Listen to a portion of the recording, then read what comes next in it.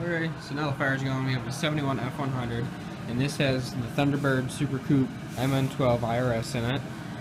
This has the Mark 8 aluminum pumpkin, lower control arms, 410s from an Explorer, and carbon fiber, or whatever you want to call it, the Ford Racing track lock, LSD clutches in it. So our subframe's a little bit modified. The original mounts didn't come out, or there was one missing, the other one was ripped, they're kind of bad shape. So we couldn't come up with the stock mounts or anything like that. So we put those plates on there, and then we have universal body mount, what have you, body mounts or whatever. So this comes up underneath, and this comes on top, put washers and sleeves on it. So that's on all four. Also, you can notice this arm is way higher than it is stock. We cut and modified and plated them so the arms are up higher, just to give a little bit less of a length of that 4x4 tube or whatever I'm going to make to hold the front. It looks a lot cleaner. So anyways, that's what we have going on here.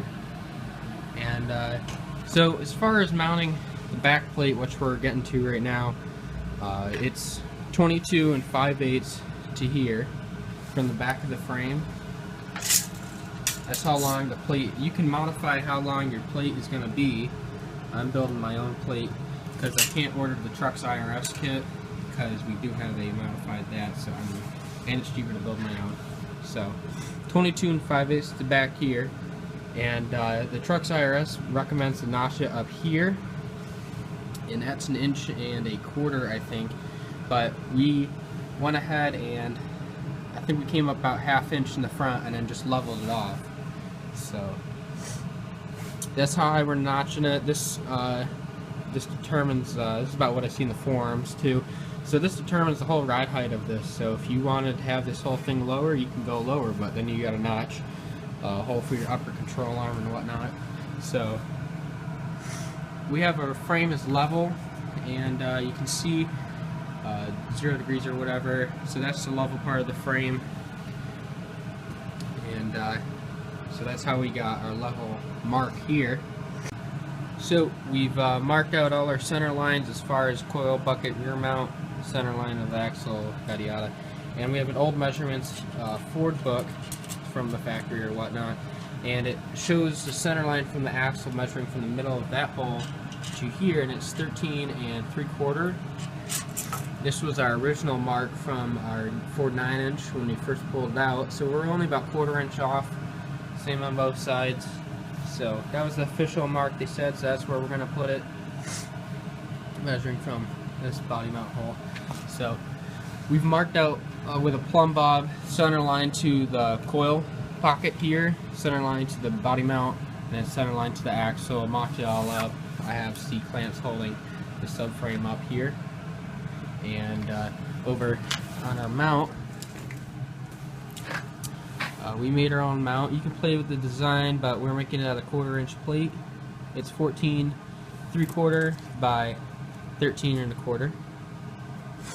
And so the inside of the frame rail, or the outside of the frame rail, will be right there. It's the head, the bolt of the head almost butts up against the frame rail, and this section of frame, you want a little bit, you know, you can play with how wide you want, but we're going to leave it about like 1 1/4 inches wide, and the inside, because we're running a 2x2 cross member from inside the frame rail to over there, and to replace the old cross member, sturdies things up, pulls the plates together. So we had some surface area so you can weld up there a lot easier. This is the coil bucket, obviously, center line. Drill these holes later. That is going to be a little bit of a slot, so we can move the subframe around if we have to. I don't really think we have to, but we're going to make a little bit of a slot. I get out just a hair, and so that's the design. And we're going to draw this up on some plate and see what it looks like. Alright, so here's our template, and here's the final pieces here.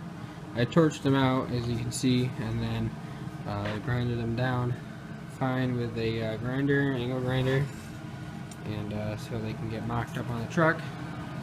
I've dropped the IRS down. See, that's where we're going to notch out, right there. And supported in the back, so I have some jack stands under the middle, so it has an engine and transmission body on it, so I don't want to like cut this out and have the whole thing tweak or something like that. So support in the middle and notch these out. So skip ahead a little bit, I took my plate and I drilled some holes in it or whatever. These are 1/2 inch holes. I got a temporary bolt just holding my coil bucket in. I drilled into the coil bucket itself, 1/2 inch hole, and had the body mount all together, and did a 45 bevel on that on the end there, and then just tack welded in place for now. But pretty much these 1/2 inch bolts are almost touching the frame rail on each side. They're probably about 16ths off, and you can see I got my cross member in. This is 33.5 inches, and it just barely fit, but that's tacked in, and it holds the plates from flexing up. I'm gonna add a gusset here and one here probably, and working on the motor now to set the drive shaft angle down a little bit more, and so I can get the right drive shaft angle, set the pinion angle to about 2 degrees to the drive shaft, and then I can measure out the front mount, and you can see that they are pretty close.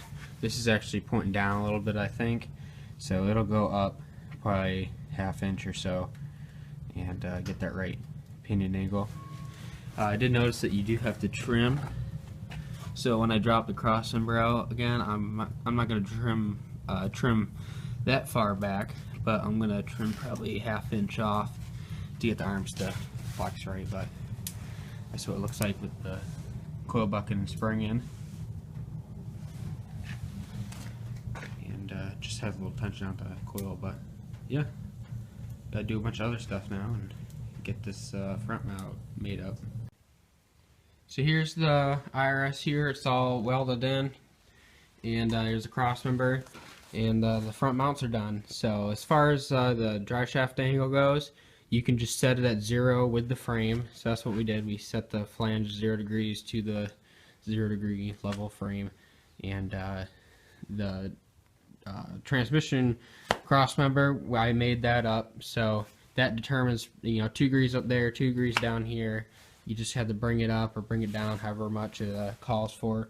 But so once I finished that, and then we burned these in, mocked them up, cut them out, grinded them down, and there's gonna be a little cover over this. I'm gonna drill and tap 2 bolts to put a cover so the junk doesn't get in there. But it's just a piece of plate that's going all the way around this on the bottom, and the bolt goes through in the top. So yeah, pretty much put a cover over that, and there's some plating to be done on inside. There's the upper frame rail, and then there's the box. It won't reach all the way up because of the significant notch that's going on here, but looks pretty cool. The smaller cross members, it doesn't have that big long, like 3 inches longer, I think it was. The box would be if we didn't mod the arms. Probably not worth all the effort, but it does look pretty cool, so I'm happy with that. And just have to notch the upper control arms there, and it will box everything in. I think I'm going to sandblast the frame first, so definitely good enough for a roller right now. Notched out, and then plate later once everything's all sandblasted, and then putting paint behind there. I think Eastwood sells a pretty good box frame paint nozzle thingamajig. So there it is, all burned in, what have you, and I hope this helps anybody, and comment below if you have any questions. I'll be glad to answer. And check out Fortification. I got a thread on there of this truck, and thanks for watching.